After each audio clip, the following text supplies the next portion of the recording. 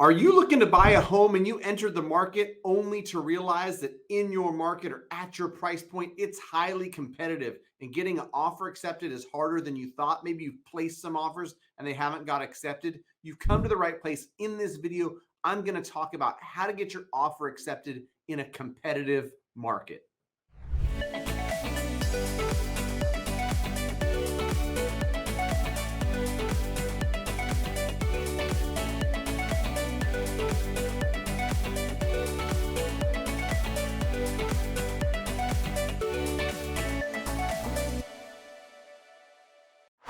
All right, Matt, the mortgage guy, residential mortgage broker, powered by You Mortgage, licensed across the country. If you want to connect me and my team, go to greatmortgagebroker.com. In today's video, I'm going to talk about a discussion I've been having regularly over the last week, not just here in Sacramento, California, but across the country. I'm working with real estate agents and clients that are having a tough time getting their offers accepted. Hopefully, a little less of a tough time when they're partnered with a great agent and they're partnered with my team.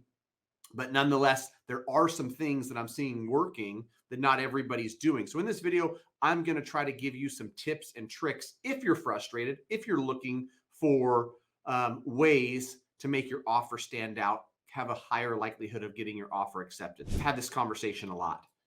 Had it with my buddy Mike Zuber this morning. You need more than ever a highly qualified, highly active real estate agent. And I had a little epiphany yesterday in a room full of agents that as much as I know the importance of having a great lender, having a lender that communicates, having a lender that's going to give the sell side certainty that we're going to close, it's even more important that you have a great real estate agent. A great real estate agent in a market that's highly competitive is going to stand out.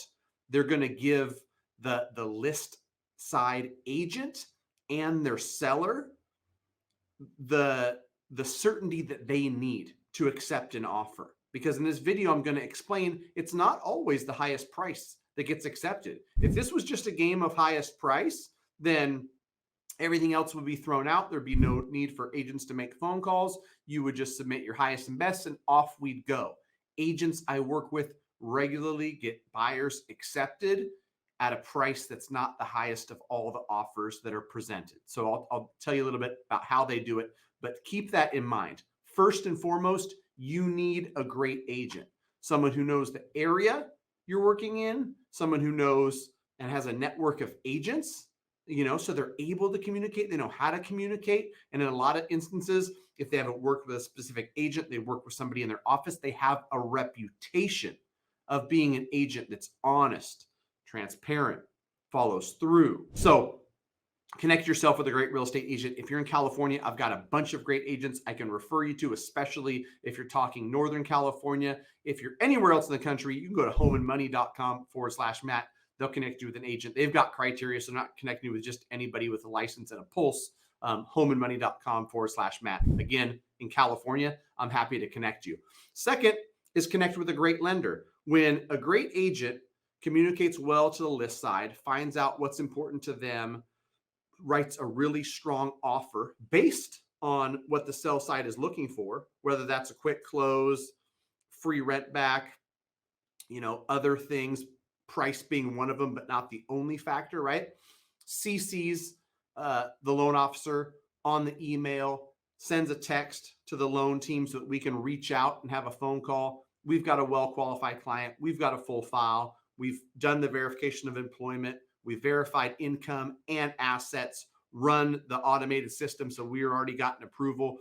All those things are important. And in a conversation I had with a group of realtors in my office yesterday, it was great because this realtor said something that I thought was pretty profound. In a market where 10 offers are being submitted on a property, he said, I know that of these 10 offers, there's probably one other great agent. So I know that it's not me trying to beat out 9 other offers. It's me versus the other great agent. He's doing the work on the front end to talk to the list side. So he's not submitting an offer that has no chance of getting accepted. He's submitting an offer that based on, conversations that this other great realtor has had. Like he's trying to be one of two, not one of 10. Two great agents that have communicated well, know exactly what the list side needs, wrote the strong offer, and because of the conversations, because of the structure of the offer, because of everything that's presented, these are the two offers that a good listing agent is going to bring to their seller and say, they're going to close. The agent has a great reputation, so they've done a good job of pre-approving. The buyer's not going to, encounter any surprises on the loan because that's already been explained from a great loan officer.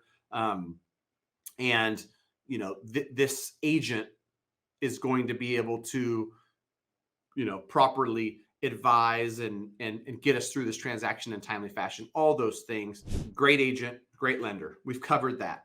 As a buyer, be prepared to write strong offers. And I think that some people just get in this mindset of like, hey, it's a tough market. I'm going to have to write 10 offers, 12 offers before I get one accepted. Not necessarily. If you find the right house in the right location, at the right price that works for you and your budget and all those things, strategize with your lender, with your real estate agent, put something strong together so that, the greatest agents I work with get their offers accepted a lot more often than they don't. So it's not a 1 in 10, a 1 in 12. It's more like some of these agents I had in the room yesterday, a 4 out of 5 or a 9 out of 10. Because we know what it's going to take to get this offer accepted. And we're going to put that together. We're going to make it work for you and your finances, structure the mortgage in a certain way. Be ready to make those strong offers. And when you're partnered with a great agents aren't trying to sell you. They're not trying to put you in a house that doesn't work for you. But when the house does work and it's the right one, they're going to be digging information out of the list side, out of that agent to say, here's exactly what we need to do. And so you need to listen to that advice from a great agent. I understand that some people might look at agents as salespeople. Well, they're just looking for a commission. They're trying to get the next sale. The best agents, the type of agents that I align with and that I work with, work exactly how I do. I'm going to present all the options. I'm going to give you customized advice based on everything you've told me. And if it's the right one or not. If this is a monthly payment and a structure for a mortgage that works for you or not. I'm not trying to sell anything. I'm trying to advise and do my best to add value by giving options and showing you pros and cons and all those other things. Great agents do the same thing. And so you want to listen to their advice. You don't want to just look at everything that's coming out of their mouth as they're trying to close a deal to get paid.